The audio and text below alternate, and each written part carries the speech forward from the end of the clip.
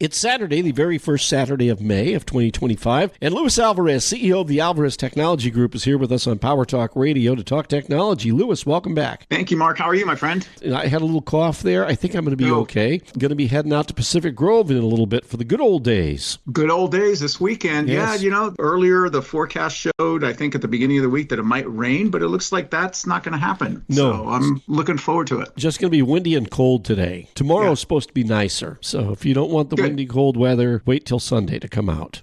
Yeah, good advice. Hey, we're going to talk about Google Nest Thermostats. And these have been around for a while. You were one of the early adopters with them. The older ones, like maybe the one you have, might be going obsolete, but it's not necessarily all bad news. And there's a story on ZDNet about that we're going to talk about right now. Yeah, so earlier this week, I got an email from Google saying, hey, you have two Google Nests. We have two thermostats, one upstairs, one downstairs, and they're both too old to be supported beyond October of 2025. And what that means is that in October, the thermostats won't stop working, but they'll essentially lose their smarts. So you won't be able to use your app on your phone to make setting changes, which is something that we love to do if we're traveling and we have turned off the thermostat in the house because we're not going to be around. When we're at the airport getting ready to come home, I will flip it on and turn on the heat. So by the time we get home, it's toasty. So it'll lose that and it'll just become, like a regular thermostat that you can push and prod to make it work. Why is that? This isn't Windows 10 related, is it? No, it's just these thermostats. Yeah, this is like, I bought this in 2011 and 2012. So, these are 14, 15 years old. And so I think Google is really trying to add more features and functionality. But whenever you try to do that and you have older hardware out there, you're forced to kind of support that older hardware. And so it keeps you from really pushing forward with a lot of new capabilities. That's why a lot of people, when you upgrade to Windows 11, you end up having to buy a new PC or laptop because your old CPU and hard drive and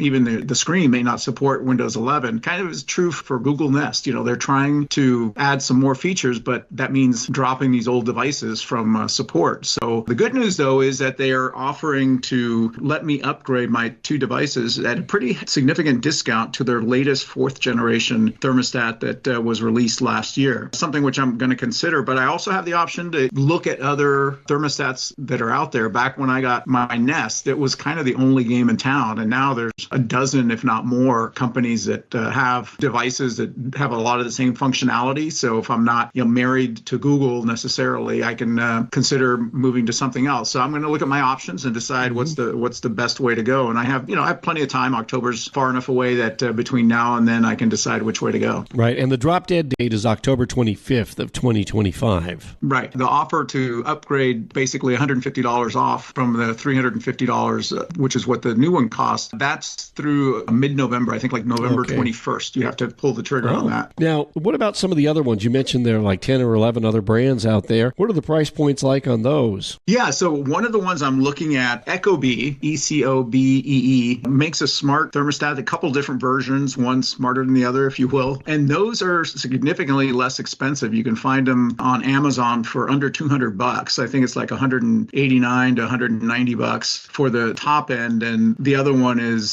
somewhere around $130. So those are two options. Amazon itself has their own smart thermostat, and I already have an Alexa, so if I want to kind of keep it in the family, I may look at that one. It's not as cool or feature rich as the newest Nest, but it's a heck of a lot cheaper. So, and then the other option I have is that there is a less expensive version of the Nest thermostat. Doesn't have all the bells and whistles of the $350 one, but it's only $100. And so those are just some of the ones that are available out there that I've looked at. I know Honeywell has one, and I think I've gone to Home Depot and seen them on the shelf. So there might be other manufacturers there that I can take a look at. Well, don't move to Europe because Google is pulling its thermostats out of the European market entirely. So you won't have a Nest over there. Yeah, have no plans to move to Europe anytime soon. So I think I'm in good shape there. Okay, so that's what's happening with that. Anything else tech-wise that we want to chat about here before we wrap things up? Yeah, so if you are a fan of trying to cut the cord, I mean, not just your cable, but also getting rid of Comcast, if you're not a big fan of Xfinity, Starlink is an option that's become even more affordable locally. They're offering, used to be that you had to pay $350 for basically the device, the antenna that connects to to the satellites. But in our area, they're offering that antenna, that whole getup that used to be $350 for free if you sign up for their subscription, which is $120 a month. So if you are a high bandwidth user, you're already paying that, or if not more, on Xfinity. So this is an option for people that don't really want to deal with Xfinity anymore, or don't want to be tied to a cable connection into their house. So that's something to look at. And also, in many areas in Monterey County, Verizon and I think T-Mobile offer their residential wireless service. So that uses their cell service, the 5G network, to provide wireless internet to your home, so that you can get rid of Comcast completely. Oh wow, boy, really cut the cord. Yeah, exactly. Yeah, go ahead. Most people don't do. A lot of people I know aren't using cable anymore. They're just using streaming services. So for them, it's a real option. Right. And why would you buy Comcast internet service if you're not going to have their cable TV product as well? Yeah, exactly. Boy, and what a comeuppance for them, because one of the things you hear about the cable companies is the general unresponsiveness and how callously many of them have treated customers during their heyday. And now, they are really scrambling to try and keep people. Yeah, it's funny. I think earlier this month or late last month, Comcast reported the quarterly earnings, and they specifically called out the fact that their subscriber base the broadband subscriber base is declining because of all of these wireless options, whether it's cellular or satellite. They're starting to feel the pinch as people decide, it's time to look at somebody else. Right. Yeah, because their price point was very, very high. It's gotten very expensive. And then if you add in the cable to it, you're over $200 a month there. Easily. Yeah. And then you start looking at wow, $2,500 a year. Whew. When you, like you say, get some of these other services for much less money. I'm still using AT&T Fiber, and I got a really good long-term deal on it. I think it's like $50 a month for 500 megs up and down. So why would I? That's really good. Yeah. Why would I ever change that? Yeah.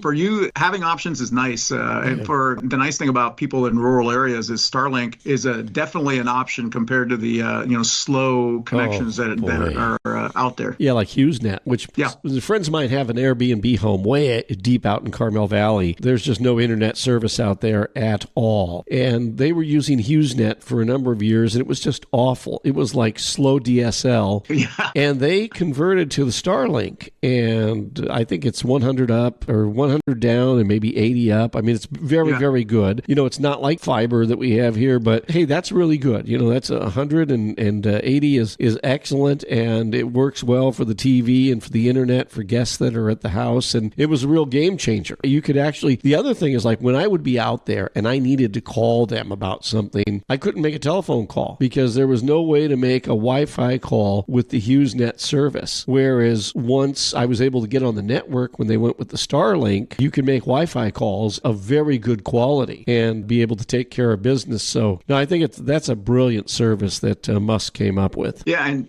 now they have the roaming feature. So if you have an RV, you can use Starlink as you travel the highways and byways of the U.S. Or if you want Starlink on your boat. I know a lot of guys that are full-time liveaboards that use Starlink on their boats, and they just love it. Hey, by the way, before we go here, just last thing to mention to you, do you ever use an outdoor antenna? Oh, for like my TV? Yeah. Not in a long time. I did in my old house quite a bit, but I haven't in this house. I know they're still out there, and they do HD, so that's another option. So they're very small. The new panel antennas are maybe 20 inches by 18 or something like that. They're not the big hunking things that we had when we were kids. And where you are, off of 68 there, you've got a direct shot at both Mount Toro and Hidden Hills, and there are a number of HD TV transmitters up there with stations that are not available on the streaming services. They have the high definition subsidiary channels, and the quality is incredible. I've got one of the antennas on my roof here. I don't use it that much, but sometimes I'll watch a sporting event like on KION or KCBA, and the quality of the picture